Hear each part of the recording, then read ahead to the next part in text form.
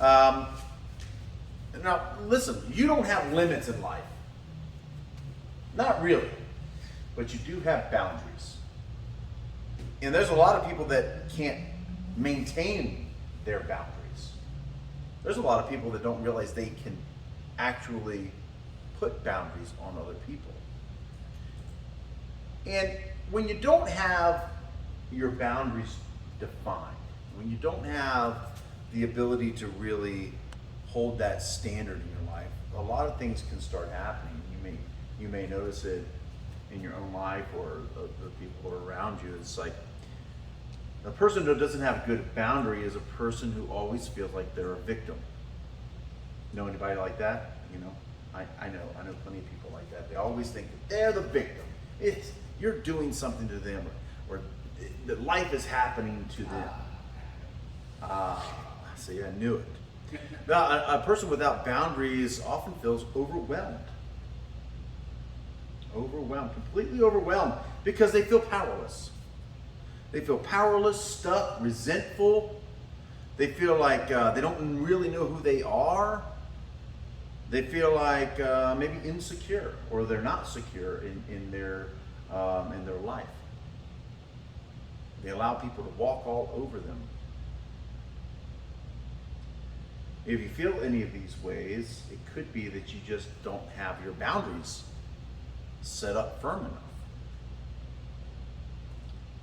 And how many feel like they can't set a boundary with somebody? Like, for example, a person who's sitting in the bathroom stall listening to your conversation. Who's to say that you can't set a firm but polite boundary with somebody about that? Remember, you don't have any limits, there's only boundaries. Because, you could set the boundary, it's just the awkwardness. Yes, scared too. Maybe not secure in, maybe you're worried about the consequences or the blowback, or maybe you're worried about a variety of different things like that. I get it. Let me teach you a little bit about boundaries and what it is. Imagine for a moment, if you will, you have bought yourself a beautiful white house. Raven, why does it have to be a white house? It doesn't have to be a white house, whatever house color you want. It's a beautiful house on a big piece of property, maybe 5 acres. Yeah, 5 acres, beautiful landscape.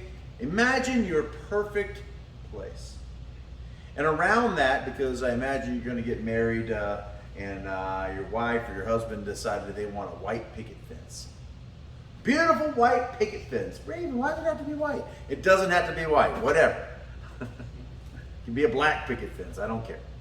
It's your house, your thing. You can imagine it however you want to. All right? Now, your fence around you is not like a moat, keeping everybody out, a big wall. It's not like, it's not like a wall. It's a fence, right? You let people come in to your new house. Now, you may have a friend, though, who wants to bring his dog. And you're like, yeah, that's fine, but do me a favor. I don't want my yard messed up, so if he craps on the floor, on the ground, please make sure you bring in baggies to clean it up. Fair, right? Your friend comes in, the dog craps on the ground, he or she grabs the duty from the ground in a baggie, and takes it away, throws it away. No problem. You set a boundary. Well, here's another thing. Here's another scenario. Person comes in, they're like, baggie, whatever. I'm not bringing a baggie. Why would I do that? It's ridiculous. It'll disintegrate anyway. It'll soon go into the ground. It's no big deal. No problem. And he doesn't respect your boundary. What do you do then? Do you keep inviting him over, letting his dog come over? Or do you not invite him and his dog? You not allow him to bring his dog. What do? You make him go to sleep. Make him go to sleep? Choke him out. You will go to sleep with this rear naked choke. No. You set a boundary. Yeah, 12 gauge. Get off my property and your dog. That's an extreme boundary. Boundaries need that medicine. It's a boundary, you know, and you're setting it for that person who has a dog. Let's say this. You have a beautiful new house and you want everyone to take their shoes off before they come in. Fair, right? Fair. It's new carpet, new house, hardwood floor, whatever you envision your house as. And they're like, oh, nah, bro, I'm not taking my shoes off. Do you go, well, sorry, bro, you can't come in? Or do you go, oh, it's okay. I'll let you come on in anyway. No, you're like, no, sorry, man. New floors. I gotta have you take your shoes off, right? You're setting a boundary. You're setting a boundary. Providing the, those like things like the overshoes that guys wear. Shoe covers. Yeah. Maybe that's an exception. You're like, well, you gotta take your shoes off or put your shoe covers on. Yeah, You know? black shoe covers and it's fine. The black shoe covers, if it were blue, you wouldn't have any blue right now. So, I mean, just like on the dojo floor here, I said, yeah, guys, come on the mat, and you guys took off your shoes because you know that one of my boundaries is no shoes on the mat. It's also tradition. Tradition, yeah, it's a tradition. It's a traditional boundary that we abide by, and you guys respected it. And that's well appreciated. But when someone doesn't appreciate my boundary and they start walking around with shoes on the mat, I'm like, yo, you can't be on the mat with your shoes, man. Anybody, right? And they're like, oh, I'm sorry. And they jump off the mat and they take off their shoes. If they didn't jump off the mat and take off their shoes, they're not going to be welcome back on my mat, right? Setting a boundary. You're not gonna like throw them out. Well, no, I'm not going to throw them out. I'm not a Pick violent them up person. and go, nope, over here. I'm not a violent person because, well, here's the thing is, That. I mean, like just pick them up and put them in a wrist lock and carry them out like I'm a bouncer again. Yeah. No. Here's the thing is, the boundaries are not about controlling other people. You should write that down or report it somewhere. Boundaries are not about controlling another person. You know, using that house model, I mean, if the person continues to come in, if they try to come in with your shoes, that's okay, man. They can wear their shoes in their house as much as they want to, but just not in your house. They can let their dog crap all over their yard and not clean it up, and they want to make it into some kind of a fertilizer or whatever they want to do. It's up to them. It's their place. They can do it. I'm not trying to control somebody. What I am controlling is my own space, my own boundary. So it's not about trying to change somebody or control them or make them do exactly what you want to do. No, it's not about that. It's about you controlling you in your own space. The only thing that we can control, ourselves. Ourselves. And you have every right to hold a boundary with someone. Every right to hold a boundary. I mean, can't you say, hey, I'm sorry, when you do that, it really causes me a lot of stress, and I'd appreciate it if you wouldn't do that. I'm going to hold a boundary here and let you know I don't like that. Hey, would you not be stressful at all? Yeah. Not show any emotion. I mean, you could set boundaries with people. I mean, the thing is we don't want to set boundaries in a rude way. Yeah. We don't want to set boundaries in an aggressive way because what did I just say? Boundaries are not about controlling anyone else. It's about controlling our own environment and what we do and what we accept into our environment. That makes sense, right? It's not about forcing somebody. And another thing a boundary is, if you could think of it like this, what is okay with me? And what is not okay with me? What's okay with me? What's not okay with me? What am I cool with? Yeah, I'm cool with people coming in without uniforms on when we're chilling like this and we're just talking.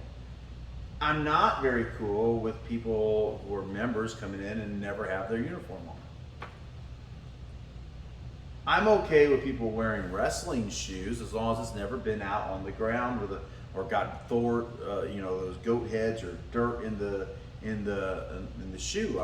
I'm okay with it. I'm not great about it, but I'm okay with it. I can, there's a little bit of a boundary there. Don't take it on ranch. Yeah. So you have to kind of figure out what's okay with you and what's not okay with you. Where is your line? Where is your line? Does that make sense? So you say, well, I'm not okay because this person is stressing me out. I get it. So where's your boundary so you don't let that happen?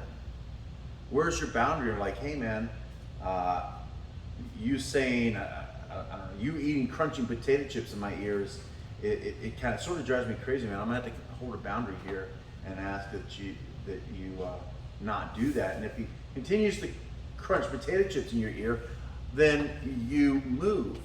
You choose not to engage with that type of behavior. Because you can't control him. He wants to crunch potato chips in your ear or crunch potato chips. And I don't know how many other people in this room drives them crazy, but it drives me crazy when someone crunch, crunch, crunch, crunch, crunch, crunch. I'm like, oh no, I may snap. I may snap. That potato chip is going to drive me over the edge. So I have to hold a boundary, or I have to remove myself from the situation, right? Or you just remove the bag of chips. Remove the bag of chips forcefully. Or go aggressive. No. So you're missing it. No, you can't control anybody else. Remove myself from the diet. Remove it from the diet. That I could do, right? Just remove it from the diet. Yeah, no chips. That's already removed from the diet. And just remove yourself from the cows. Yeah, remove yourself from the situation. Remove yourself from the thing that is aggravating you. You know, if they want to keep on with the doing that at their house, in their space, or whatever, that's up to them. Whatever. You know, when I go out at night, if I go out at night, we rarely go out at night. I'm always at the dojo. But if I go out and my friends decide to engage in alcoholic beverages, okay, that's not me. I don't enjoy that. I don't do that. So I have a boundary with myself. I don't drink. I don't drink out in public. I don't drink. If I do drink, it's very rare at home, and it's to help me go to sleep. But it's not in an activity that I like to engage in. Coffee helps me go to sleep. That is strange. That's what you said one time. It helps my friend go to sleep, That okay? is That's- very bizarre. He can have like 12 months or he can be out for 2 days. I love coffee. I can drink the heck of a load of coffee. I love it. I even bought some high dollar coffee, very bougie coffee. How much? It was like $80 for the bag. I'm disappointed. I know. Yeah. Imported from Cuba. It's very, very good coffee, man. I mean, it's good coffee. You got to ground the beans yourself, Yeah, it smells so good, and the bag is like heaven in a bag. And you walk down the coffee aisle and you have your bougie coffee at home and you're just like, this stuff smells nasty. I mean, there's a few different types of coffee drinkers. There's the coffee drinker A. Give it to me black, and I like it burnt on the bottom. I wanted to put hair on my chest. And there's the carrots. Then there's the coffee drinker B, me. I need it to be good coffee. It's got to taste nice, smell nice. I don't, give me a little cream, a little sugar, not real sugar. I don't drink sugar. Some sugar substitute, some stevia, A little bit of coconut. a little bit of sugar-free vanilla. And I don't need it too crazy. And then there's coffee drinker C. That is the coffee drinker that's got the whipped cream, the frappe. It's got a little face. There's a little heart in the coffee on the creamer. He drinks it like this. Sits in Starbucks for like 3 hours. Sits in Starbucks with his laptop, writing his novel. There's that coffee drinker too. I'm in the middle between C and C and D? yeah. That means you're okay with a McDonald's frappe, but you're not okay with the burnt coffee at the bottom of the barrel. The farmer's coffee is black. Strictly black. Just black, yeah. Black. Yeah. It puts hair on your chest, is what my grandpa used to say. Puts hair on your chest, boy. You heard that? Well, I have a boundary with that kind of coffee. I just, Maybe a boundary in your financial, that you spend. whew, maybe I need a boundary on my financials for the coffee. Yeah, I mean, with all the coffee I buy, I could probably buy. This is coming from the man. I mean, there's people who go to Starbucks every now and 1850 then. was expensive. Huh? I said this is coming from the man who said 1850 was Me? expensive. No, I didn't. Yeah. Buying $80 coffee, Yeah. it's nothing compared to what I'm spend. I know I've gotten very bougie with my coffee. You should try the $500 coffee. Go to shop with me and get the little bananas. The next thing is don't get too attached. And I say this often. Don't get too attached to another person, whether or not they abide by your boundary or not. Because again, you can't force someone. So there, guy's crunching the potato chips in your ear. He refuses. I mean, you have a couple of choices. I mean, you could snatch the bag away from him and cause a conflict. I would say no, don't do that. You could punch him in the face and get an assault charge. Also say don't do that. You could ask him again if he just chooses to continue to crunch the potato chips. You can just get up and move. Don't be attached to other people, their decisions so much. I mean, you can't decide for someone else. I mean, you can't force someone to be right. That's why we have so many cowboy fans. I'm always right. You're always right. Adam. That's why we have so many cowboy fans out there, because you can't force people to be right. That's what Cowboys fans say. So, Hi, Adam. Nice to meet you. The boundaries thing, this is a topic that is very common. Like I've actually gone over to other places and stuff, and everyone's talking about boundaries because it's very common among roommates and young adults, particularly in college. If you're roommates with somebody and you live in a dorm, there's going to be boundaries all over the place. yes, I mean, and you can't be attached to what a person does so much. I mean, you have a choice. That's the thing that you can't control is yourself. You can't control them, you can't control other people, but you can't control yourself. Here's another thing that you might want to choose to set a boundary with yourself and other people is do not engage in unhelpful conversations.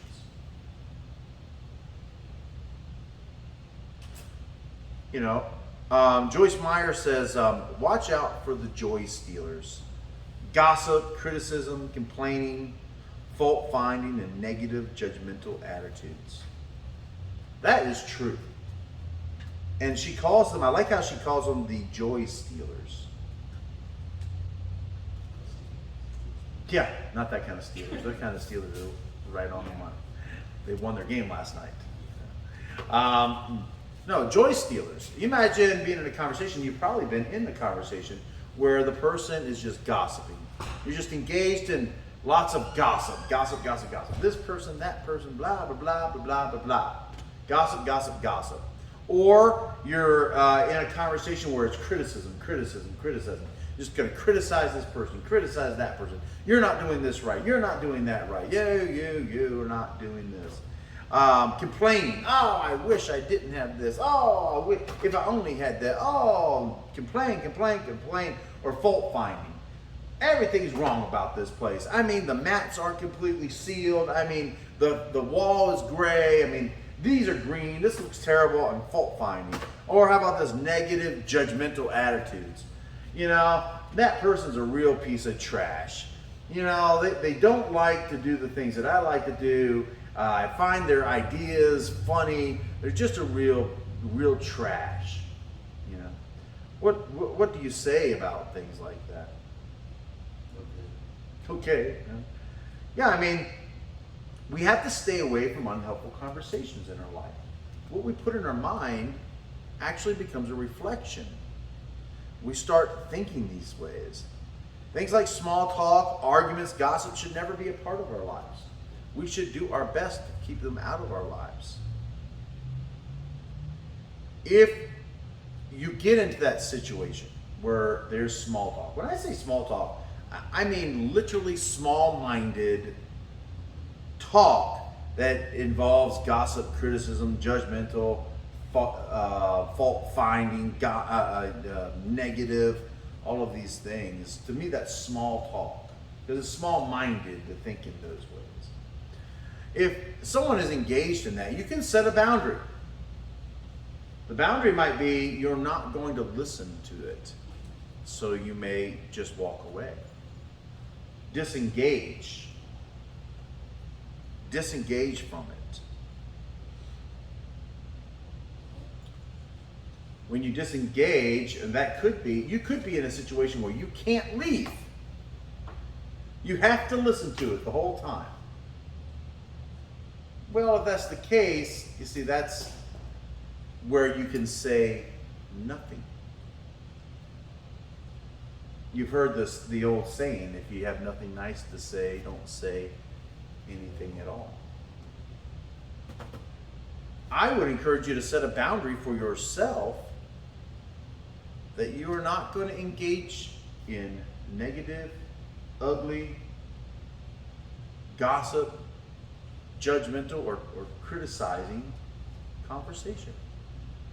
Life's too short. Why take things so seriously anyway?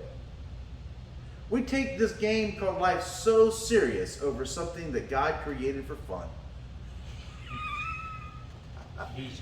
He's like, oh, I got an idea. Let's put on a show. Boom, Earth, everybody, people, universe. Let's see what's going to happen. Shake them up, put them in there. And we take it so seriously, but it's not a serious thing. I mean, think about it. You're walking around in a spacesuit. Think about it. Are you your body? We've had this conversation before. If you were your body, you would say, "There's me right there." You wouldn't say, "There's my hand right there." It's your spacesuit. Cool thing about this spacesuit, it came with controls.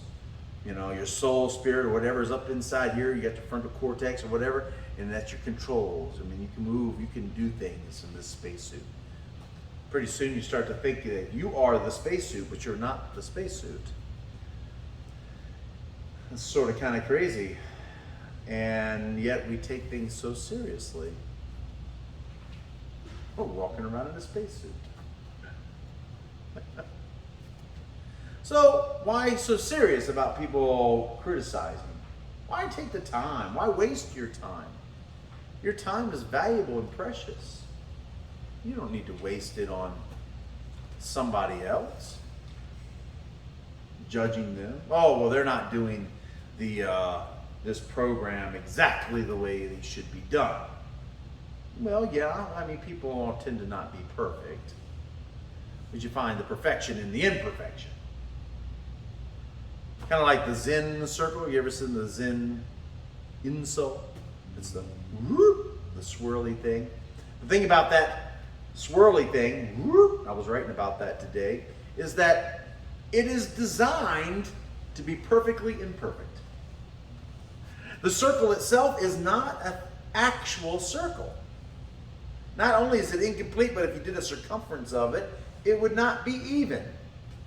I know this because when I was redoing the logo, I could not fit the words in a circle. I had to do them individually because the circle wasn't perfect. It's not a perfect circle. It's perfectly imperfect. That's the whole thing about it. So if that is imperfectly imperfect, how much more are human beings perfectly imperfect? So we want to criticize them for being the very thing that they are. Do we all have room for improvement? Of course. Is it anybody else's business No. You can set a boundary with other people and yourself. Another thing is, don't argue with people. Set a boundary for yourself, not to argue with people. Because what is worth the argument? Not much. I mean, if we're arguing over food and I'm starving to death, I might argue with you. If we're arguing because you're broken into my house and you're trying to attack my family, I may probably be argumentative and violent with you. But if we're arguing just because you wanted to jump in front of me in line, I may hold a boundary with you, but I can't control you, and I'm certainly not going to waste my time arguing with you. If I'm arguing with you because you think my shoes are ugly and you wanted to tell me that, well, that's not worth my time. Does all that make sense? What is worth our time to argue over? Would you argue over a person on the internet? They get online and they type, you make a post you think is brilliant, and they think it's the dumbest thing they've ever seen. I have a friend who's a very brilliant martial artist. He does incredible things online, and he knows his stuff. And he finds it very amusing when people start to try to correct him, because most of the time he's pretty right on what he's saying. He knows what he's talking about, but there are those people that want to criticize just because they get a kick out of it. They have a need to criticize. There's a lyric that I like. It says, "I smile when I realize your need to criticize." That's what my friend online does. He just kind of laughs at him, and he responds back to him, sometimes even argues. I don't think arguing is worth it. Now, that doesn't mean not holding a firm boundary. You can hold a fair and firm boundary without arguing. Once you understand you can't be attached to what they do, you can't be held accountable for what they do. You may hold a boundary and it's fair, it's firm, it's kind, but they don't care, so you just choose not to engage. You choose to disengage from the conversation.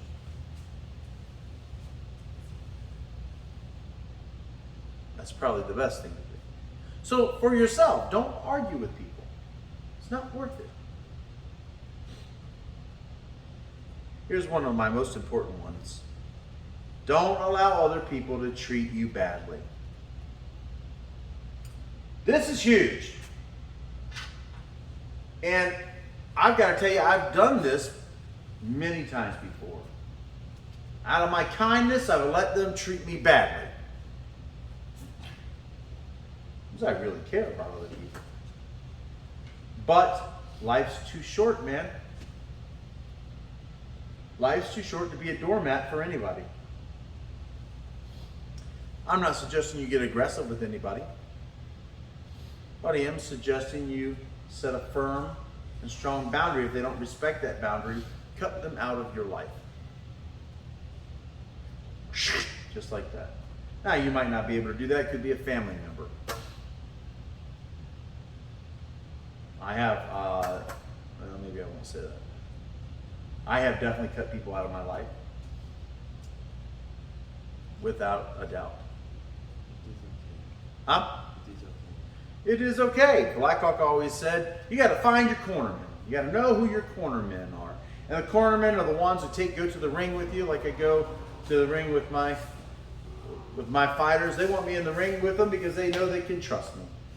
They know that I'm not there for any other reason but to help them and to support them. I have no other reason to do that, to be there, except for that reason, and they know that. So if I tell them a combination or I tell them some techniques to do, they listen to me because they trust me. They know I'm not there to hurt them. Everybody in your life should be like that. And by the way, you don't have to have 50,000 cornermen. You only need a few. Those people that you can trust. People that you know are there for you and are there for your best interest. And if they're not, don't spend much time with them. Walk away from arguments. Walk away from anyone that chooses to treat you badly. It's not worth it. Life's too short. You're here for like this amount of time. And you're here to grow. You're here to learn. You're here to be your best. You're not here for anyone else.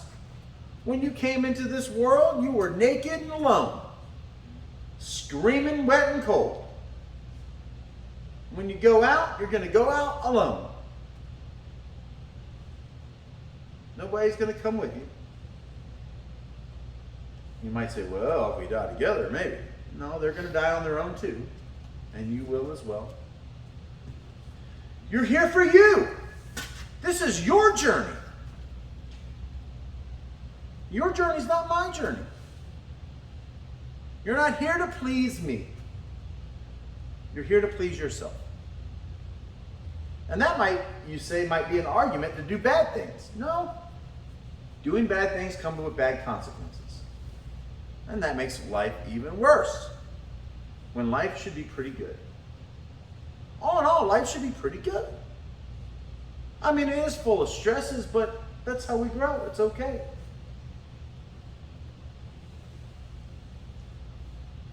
One of the best things about life is that it's challenging. It's how we grow.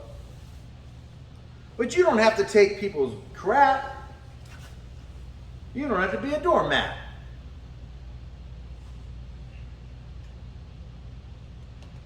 You don't have to be engaged in their negative behavior. You don't have to have people in your life that make you feel terrible.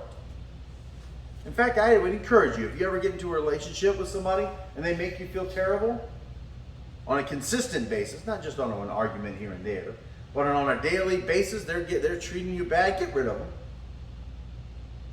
Get rid of them. Take them out of your life. I don't mean physically, I mean, move on. What I mean. Don't do it. Don't spend any of your time in unhappiness over something you can control. If you can control it, and that is the only thing you control, what you do.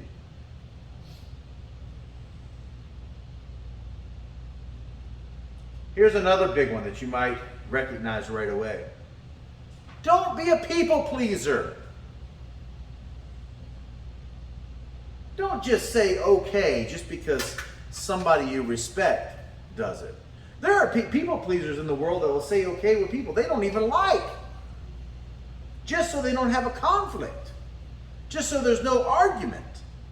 And I'm telling you to walk away from arguments, walk away from conflicts, cut those people out of your life.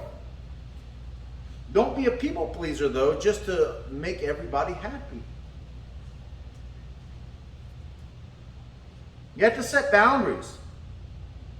You can set boundaries without being mean or making a conflict. Keep in mind, though, not everybody's going to like you. And that's okay. Not everybody's going to think that you're noble and just. Not everybody's going to think you're a leader. Not everybody's going to think you're kind or even good looking. That's okay. Don't be attached.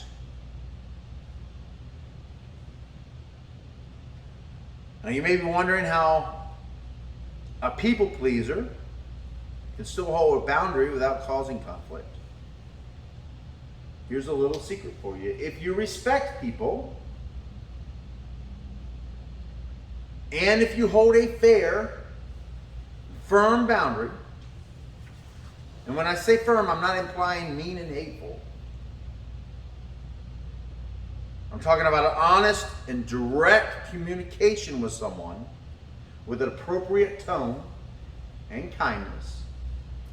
In most cases, people will respect that boundary. In the times that they do not respect the boundary, that is when you disengage and leave the situation or leave the relationship. Does that make sense? Does everybody understand what a boundary is? Just like in the house, with the dog, or with the shoes. It's not you being a jerk. You can simply say, hey man, I don't mean to be, hopefully I don't come across rude, but I want to set a boundary with you here.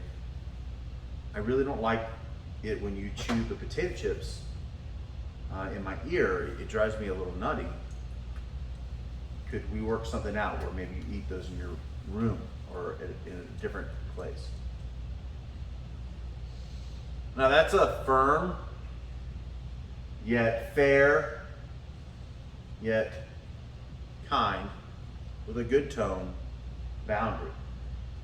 But I cannot expect that they follow it. I have to be unattached. So I have to not be attached to their decision. I can't control them. Okay? Does that make sense, everybody? It's okay to have boundaries. It's okay. You should. Questions? Thoughts? So you know.